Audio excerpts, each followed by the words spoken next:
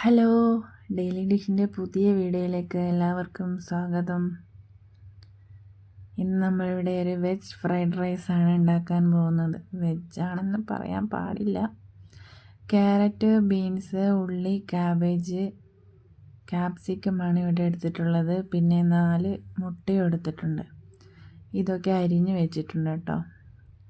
അധികം ചെറുതായി അരിയണ്ട, കുറച്ച് വലുപ്പത്തിലാണ് അരിഞ്ഞിട്ടുള്ളത്. പിന്നെ നമുക്ക് സോയാ സോസും കൂടി വേണം. പിന്നെ കുരുമുളക് വേണം കേട്ടോ. നമുക്കാദ്യം മുട്ടയൊന്ന് റെഡിയാക്കി വെക്കണം. മുട്ട പൊട്ടിച്ചതിലേക്ക് കുരുമുളകും ഉപ്പും ഇട്ടിട്ട് നന്നായി ബീറ്റ് ചെയ്ത് കൊടുക്കാം. അടുപ്പത്ത് പാത്രം വെച്ചിട്ടുണ്ട്, അതിലേക്ക് എണ്ണ ഒഴിച്ചിട്ടുണ്ട്. അതിലേക്ക് മുട്ട ഒഴിച്ചു കൊടുത്ത് നമുക്ക് ചിക്കി എടുക്കാം.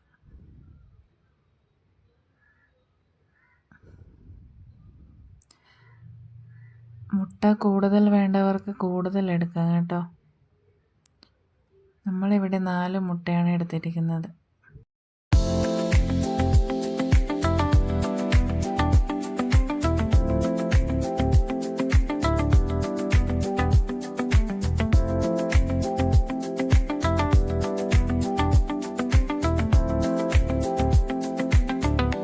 ഇനി നമുക്ക് അരിക്ക് കണക്കായ വെള്ളം ഒരു പാത്രത്തിലേക്ക് ഒഴിച്ചു കൊടുക്കാം.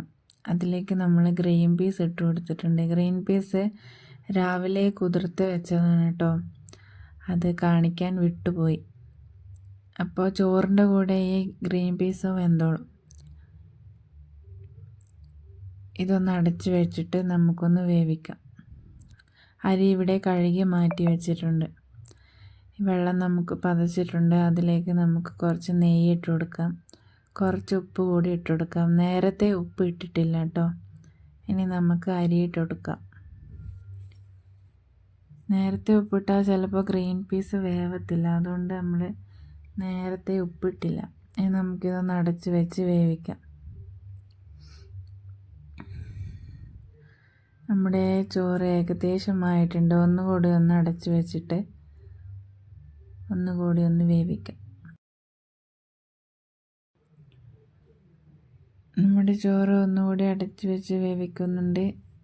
നമുക്കൊന്ന് നോക്കാം. ചോറ് നന്നായിട്ട് വെന്തിട്ടുണ്ട്. ഗ്രീൻ പീസ് നന്നായിട്ട് വെന്തിട്ടുണ്ട് കേട്ടോ. രാവിലെ തന്നെ ഒന്ന് കുതിർത്ത് വെച്ചാൽ മതിയാവും. പിന്നെ നമ്മൾ കുക്കറിൽ വേവിക്കേണ്ട ആവശ്യമില്ല. പിന്നെ വേറൊരു പാത്രത്തിലേക്ക് കുറച്ച് വെളിച്ചെണ്ണ ഒഴിച്ച് അതിലേക്ക് ക്യാരറ്റും ബീൻസും ഇട്ടിട്ടുണ്ട്. ക്യാരറ്റും ബീൻസുമാണ് കുറച്ച് വേവ് കൂടുതൽ, അതുകൊണ്ട് നമുക്ക് ആദ്യം ക്യാരറ്റും ബീൻസും ഒന്ന് വേവിച്ചെടുക്കണം. അടച്ച് വെച്ച് വേവിച്ചെടുക്കുന്നവർക്ക് അങ്ങനെ വേവിച്ചെടുക്കാം കേട്ടോ.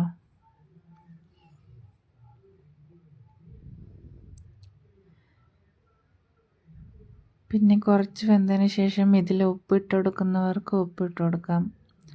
പിന്നെ ബാക്കിയുള്ള വെജിറ്റബിൾസ് നമ്മൾ ഇതിലേക്ക് ചേർക്കുന്നുണ്ട്. ഉള്ളി, ക്യാബേജ്, ക്യാപ്സിക്കം എന്നിവ ഇതിലേക്ക് ചേർത്തിട്ടുണ്ട്. ഇനി ഇത് നല്ലപോലെ വഴറ്റിയെടുക്കണം. കുറച്ച് ഉപ്പും കൂടി ഇട്ടിട്ട് നമുക്കിത് നല്ലപോലെ വഴറ്റിയെടുക്കാം. കുറച്ച് ഉപ്പ് വിതറിയിട്ടുണ്ട്.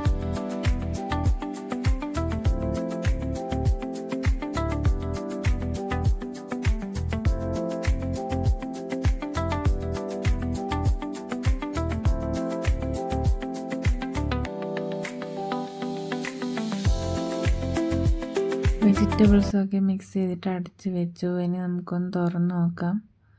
അപ്പോൾ നമ്മുടെ വെജിറ്റബിൾസൊക്കെ നന്നായി വന്നിട്ടുണ്ട്. ഇനി നമുക്കതിലേക്ക് ചോറ് ഇട്ട് കൊടുക്കാം. ചോറ് അതിലേക്ക് ഇട്ട് കൊടുക്കുന്നുണ്ട്. ചോറ് ഇട്ട് കൊടുത്തിട്ടുണ്ട്. ഇനി നമുക്കൊന്ന് നല്ലപോലെ മിക്സ് ചെയ്തെടുക്കണം. ഇതെല്ലാവരും ഒന്ന് ട്രൈ ചെയ്ത് നോക്കട്ടോ. സിമ്പിളായിട്ട് നമുക്ക് വീട്ടിലുണ്ടാക്കാൻ പറ്റുന്ന നല്ലൊരു ഫ്രൈഡ് റൈസാണ്. വെജിറ്റബിൾസും ചോറും കൂടെ എല്ലാം നമുക്ക് മിക്സ് ചെയ്തെടുക്കാം.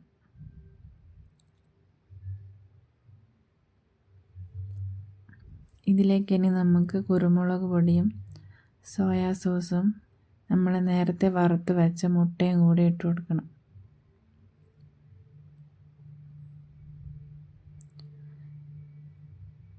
നല്ല ഹെൽത്തിയായ ഫ്രൈഡ് റൈസ് ഇവിടെ റെഡി ആവുന്നുണ്ട്.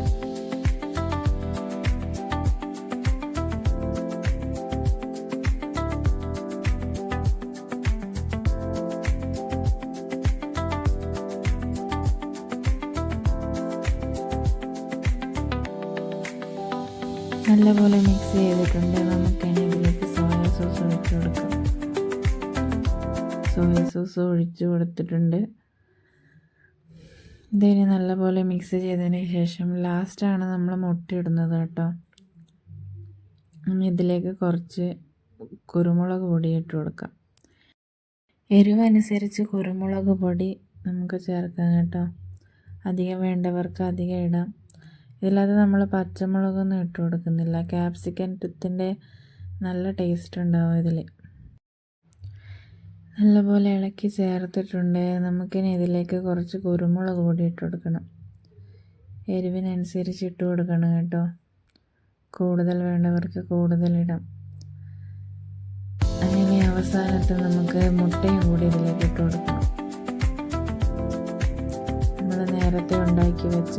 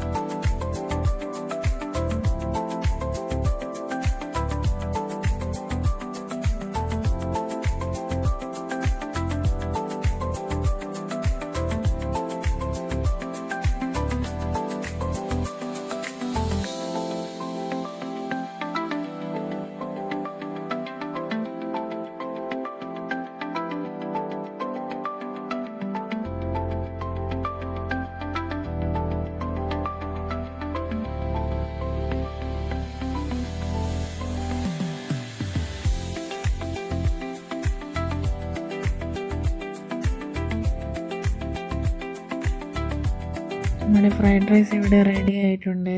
ഇനി നമുക്കതൊരു പാത്രത്തിലേക്ക് മാറ്റി വെക്കാം. ഇവിടെ ഒരു പാത്രം എടുത്തിട്ടുണ്ട്. അതിലേക്ക് നമുക്ക് ഫ്രൈഡ് റൈസ് ഇട്ട് കൊടുക്കാം. ഇതെല്ലാവരും ഒന്ന് ട്രൈ ചെയ്ത് നോക്കുക. നല്ല സിമ്പിളായിട്ട് നമുക്ക് ചെയ്യാൻ പറ്റുന്നതാണ് വീട്ടിൽ.